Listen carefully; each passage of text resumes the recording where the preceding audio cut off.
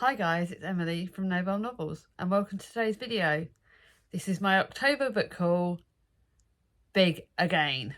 Now I said at the end of September's video it wasn't going to be big in October. Then it's Charlie's fault. Okay, you guys have to blame Charlie Brooke. Charlie Brooke reads, go over to her channel, blame her, she's naughty, it's all her fault that this is big. Literally her fault. But am I sad? Am I? Heck. I am so happy with all my books. I've been gifted 9 books and I bought 16. Okay, so part of that. Right. I will say, of the 9 books I've been gifted, 5 of them are from Charlie. And then with the book haul, I went to Woking with Charlie. And again, I'm going to blame her for a lot of those. So we're just blaming Charlie. But she's my best friend and I don't care. November, we've got the book. We've obviously got the London meetup. So this month we've got the Bath and Bristol meetup. But because they're like full price books, I will be buying less. And I've stopped working at Baz Books. So there'll be less books from the charity shop. So I think November will be my good month. And November has to be my good month because obviously December is Christmas. And what do I get for Christmas? Books. And do I have to go and buy books for people? Yes. So will that make me buy more books? Yes. So will December be incredible? Yes. Do I care? No. I was thinking that my last video of the year is going to be like a year wrap up, but I'm thinking I'm going to count my number of books. Because I'm not doing like monthly like numbers of unread books and read books, I'm going to end the year on the books. I'm not going to worry if like with the month, it will be literally the day I film, that'll be my books. That'll be my book thing, my book, the number I've started, the ended 2026 on, and 2025 on, because I think that's how I'm going to do it. I think my numbers may stay the same in October, or they may dip maybe 1. But I think they may even go up by 1 because obviously I'm gaining 26 books. No, I'm gaining 25 books. I've been gifted 9 and so yeah, that's not too bad actually. I'm going to double check my numbers. Anyway, I'm not going to be beating myself up. I'm happy with it. So my numbers might well go down. We're not focusing on that in this video. You don't care about numbers, do you? Let's think about showing you the books that I've got because I've been rambling for 3 minutes already. There you go. So right, the first 2 books of the month are books that Chris technically got me. He wasn't with me when he got them, but I'm counting that he bought me them because I'd had a traumatic, I can't even remember why I bought them. I think I'm blaming the fact that I had another hospital. Oh yeah, I'm blaming either a hospital appointment or another appointment. But anyway, I've had enough appointments this last week. I don't care. I needed some books to cheer me up. As you were aware, so I got Chris technically bought me Mate by Ali Hazelwood and it is the sequel to Pride by Ali Hazelwood, which is one of my favourite books of the year. I'm very, very tempted to start 2026 with this book because I absolutely love Bride and I can't wait to it. If you don't want to know about Bride, wait until this book goes down. This is about Serena Paris, who is orphaned and packless and one of a kind, coming forward as the first human-were hybrid. Was supposed to heal the centuries-long rift between the species. Instead, she's been made a target, prey to the ruthless political machinism between the wares, vampires and humans. With their enemies closing in on her, she only has one option left, if they'll have her. The alpha of the Northwest Pack, Cohen Alexander, commands obedience. His authority is absolute. Only a fool would threaten his mate. It doesn't matter if Serena doesn't reciprocate his feelings, nothing will stop him from keeping her safe. This is half as good as Bride. I'm going to bloody love it. I am a bit meh on... I'm kind of... Ali Hazelwood's contemporaries are very alike, but the fact that I love Bride so much is just a sign that I cannot wait to read this. So thank you, Crispies. This is a total me book. Yes, he doesn't know that he was buying me them, but... Then I found out it was in the buy one, get one half price at Waterstones. So I'd pre-ordered Mate. And I saw that this was in the buy one, get one half price. And this is Make Me a Monster by Kaylin Byron, who is another one of my all-time favourite authors. And it's got sprayed edges, and it's also got a matching bookmark. So oh, hang on, I showed the bookmark upside down. Sewn shut. Dead bodies tend to open their mouths if they aren't. And obviously I love all of Cable and Byron's like fantasy books. This is basically a like Frankenstein retelling apparently. Mecca is used to death. After all, it's her family business. As a mortician's assistant in a parents' funeral home, Mecca's work is not for the squeamish. Fortunately, her boyfriend Noah doesn't seem to mind. Then tragedy strikes and Mecca's world is torn apart. Nothing makes sense, especially when weird things start to happen. I don't need to know anymore. Again, I love this author's books. It's such a pretty book. I love this. I literally can't wait. You guys know I love Cinderella is Dead. I love Sleep Like Death. I love this author's work so much. I've not bought all of their books because I didn't read You're Not Supposed to Die Tonight, because that's like more like a fancy kind of doodle one. But I've read a lot of them, and this is the one I'm super, super excited about. So this will be read. Thank you, Chris. You didn't realise you were getting me a present, but you did. Then to the lovely Amazon Anonymous, I realised that this video is going to be ridiculously long if I talk too much about the blurbs, so I might just start saying a bit less. So Amazon Anonymous did it again. Whoever you are, you're a superstar. This arrived on a day when I was feeling really low, and I can't even remember why, but this month, you know, I've had a few rocky patches. So this arrived on a day when I really needed to be smiling. So I cannot thank you, whoever did this, because you picked the perfect day for it to arrive. Turtle Moon by Hannah Gold. I've got a lot of Hannah Gold's books, and I've read them and I've loved them. And I think this was one that Olivia raved about. And it's about when Silver's dad is invited to paint a turtle at the Turtle Rescue Centre in Costa Rica. Silver hopes it will be just the adventure her family needs. And it's even better an adventure than a forest on the other side of the world. Basically, it's about turtles, it's about nature, it's nature fiction.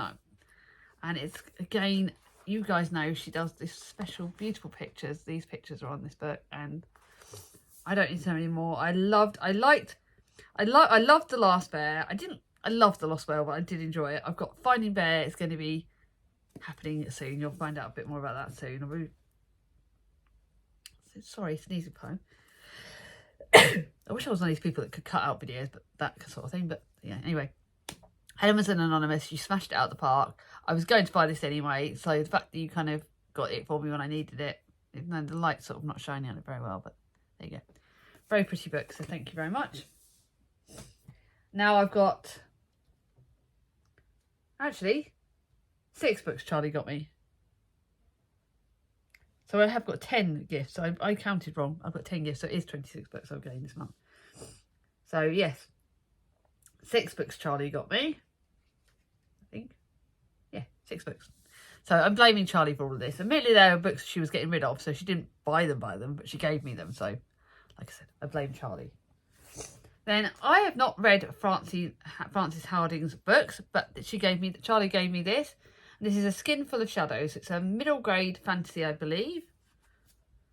When the ghosts are, we see ghosts, and they are drawn to us. Sometimes when a person dies, their spirit goes looking for somewhere to hide. Some people have the space within them perfect for hiding. Makepeace learnt to defend themselves from the ghosts that try and possess her in the night.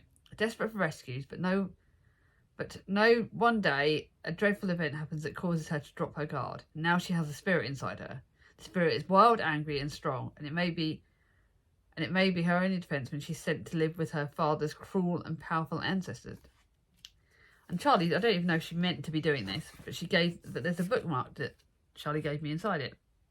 So I don't know. This has been my first Frances Harding work, and I know there's like middle grade. She's got loads of books that I've seen at the shops, which I've yet to pick up. So I'm going to try this, and if I like her books, get more of them. I'm going to keep my fantasy piles. I'm going to do it that way. And then she gave me a book that she rated low, so I don't know why she gave this to me. She thinks it's a good me book. And this is This Dark Descent. So if anyone knows about this, please let me know. If the rules won't bend, break them. This by Kaylin Josephson.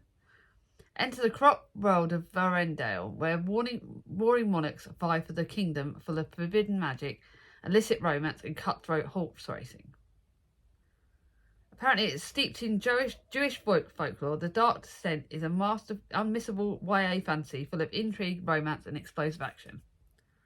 I hope I like this. Charlie rated it low, yet she gave it to me, so she better blooming like it, although she's dead meat.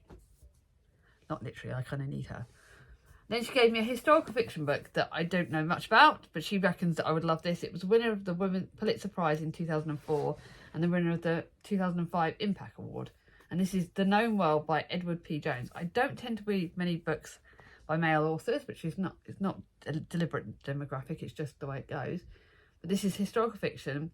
In one of the most acclaimed novels in recent memory, Edward P. Jones' I don't need to know that, tells the story of Henry Townsend, a black farmer and former slave who falls under the tutelage of William Robbins, the most powerful man in Manchester County, Virginia. Making certain he never circumvents the law, Townsend runs his affairs with an unusual discipline. But when death takes him unexpectedly, his widow Caledonia can't uphold the estate's order and chaos ensues. Don't know much about it, but Charlie reckons I'm going to love it, so I'm going to give it a go. Then to a middle grade fantasy, this is one that's the second in the series. This is Willow Moss and the Forgotten Tale. I bought the first one in the series ages, one of my other trips with Charlie, and I don't know why. It's a naked hardback that doesn't tell me anything.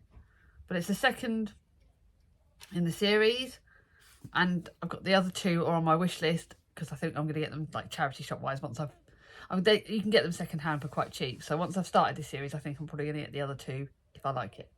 Second in the series, let's give it a go.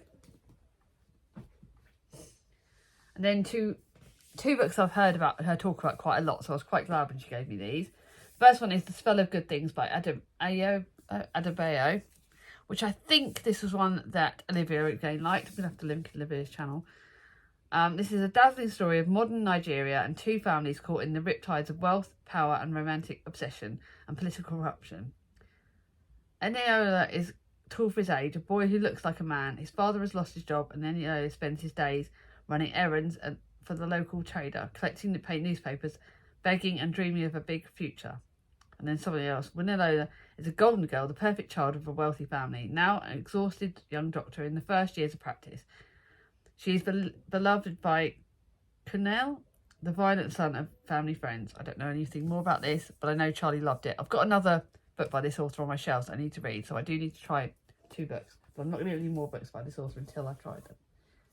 And then to another book that I remember Charlie getting from Baz Books with me. She bought it quite a more expensive book. And this is Tiananmen Square by Lei Win.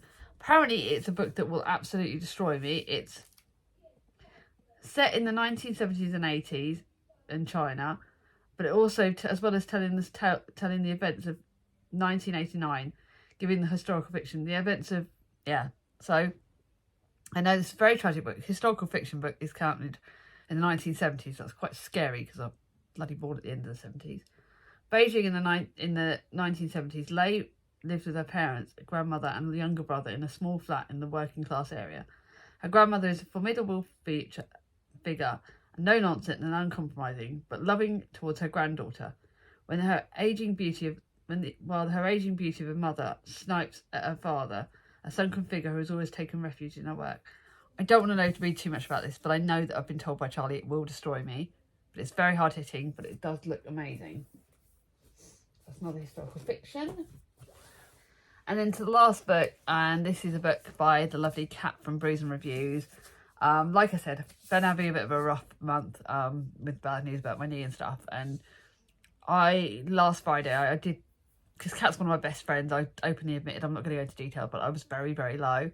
And I was messaging Kat. And then the next day, on the anniversary of my dad's death, when I was feeling at probably one of my lowest, Kat, I had a knock on the door, Amazon arrived, and Kat had sent me this. And this is From Whom the Bible Tells by Jason Lee. And this was one of Kat's favourite books of the year.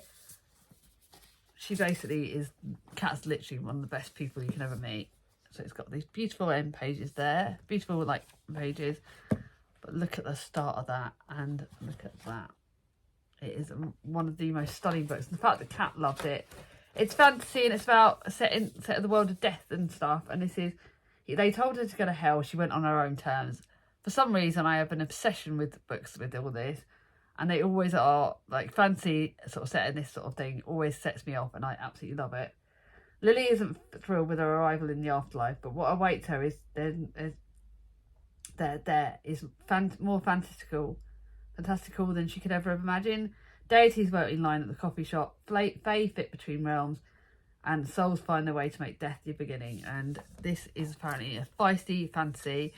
The fact that Kat said it's one of her favourite books of the year, and me and Kat rarely disagree when it comes to fantasy. Kat is like the fantasy goddess. Like, she knows all the books that I would love. I'm going to have to literally put it on my shelves because I've already had it put somewhere, like, in my bookshelves, and I want to make sure this is protected. So it's absolutely incredible, and Kat smashed it out of the park. And I've still got quite a lot of books to talk to you about, and I'm already on 15 minutes, so I really do need to swiftly make moves. So how many books of fantasy? This is why I love it. I love putting my books in genre order so I can tell how many books of each genre I've got. Now again, I'm always honest which books I get at a charity shop, which books I pay full price. Again, this was the book that I got after an appointment, one of my appointments, and this is Impractical Magic by Emily Grimmore. It's about witches, it's about sisters. It was one of my Waterstones books. I think it was another one that I got, so kind of, but this is the one I paid for my own cash. So Chris technically bought those. Anyway, this is set literally about 3 sisters. It's witches. It's my kind of jam. It's set in Oakhaven. This witch is about to brew up more trouble than she bargained for. When Scarlett Melrose receives a call from her estranged sisters, she knows that immediately something is wrong. The magic their mother is in, and then the fact that whole of Oakhaven has gone awry, and she's needed to save it. Witches, sisters, this is me to a jam. Again, I can't see this being saved, not being read for very long. It's praised for fans of Gilmore Girls and Charmed, although I'm not into those. It's fantasies and sisters, so literally I cannot blow wait. And this is their first book, so yeah. It's literally a new book out, and I just, oh my goodness, I can't decide. It just looks, hey, the author's called Emily, gotta get it. It is such a me book, so I can't wait for that.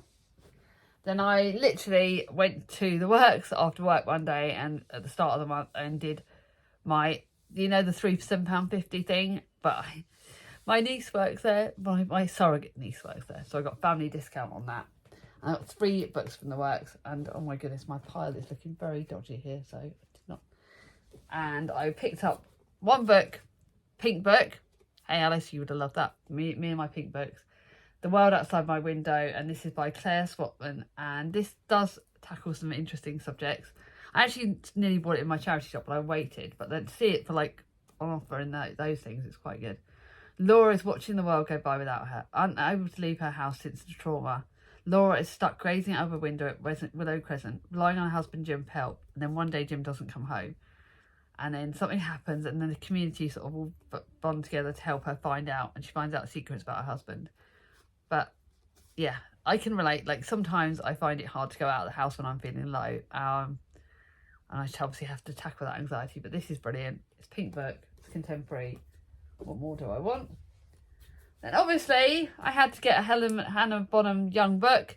This is Next to You, and it is the sequel to another book by her, which is Next of Kin, I believe. It's like a duology. I think she does these duologies. And I love this author's works. It's brilliant. This is about Lane, who's in the middle of identity crisis. Her friends have all partnered up. Her career is heading nowhere, and she's just not happy. So after a night out celebrating her birthday, she makes one hell of an impulsive purchase.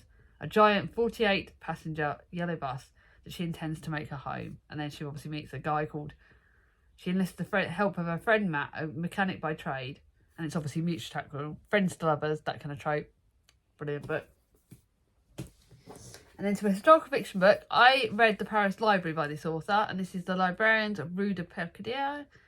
And I read The Paris Library by this author a few years ago, and I enjoyed it.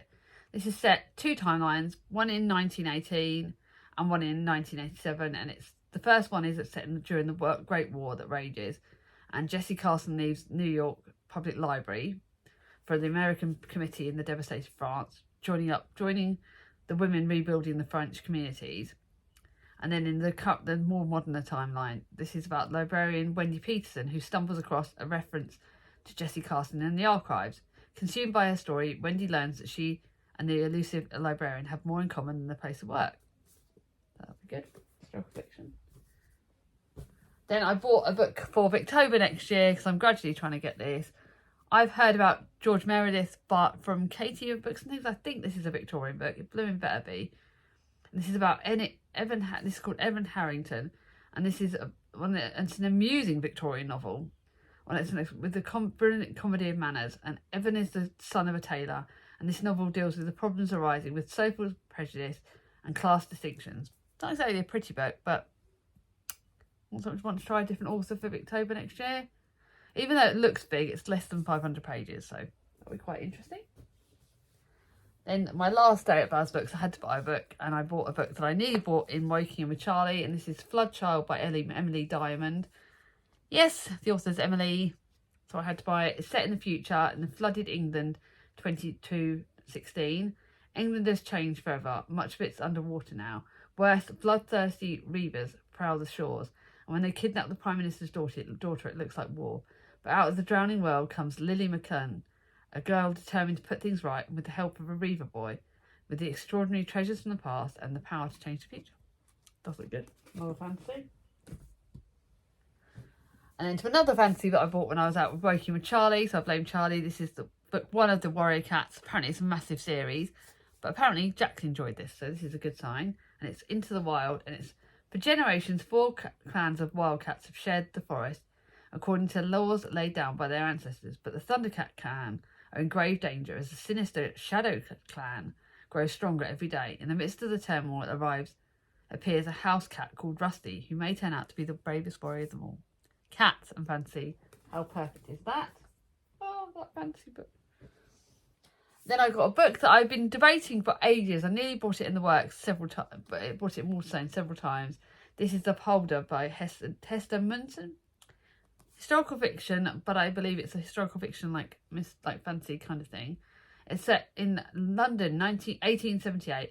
A body emerges from the River Thames, suspected to be the missing child of the MP Sir Ralph Gethin.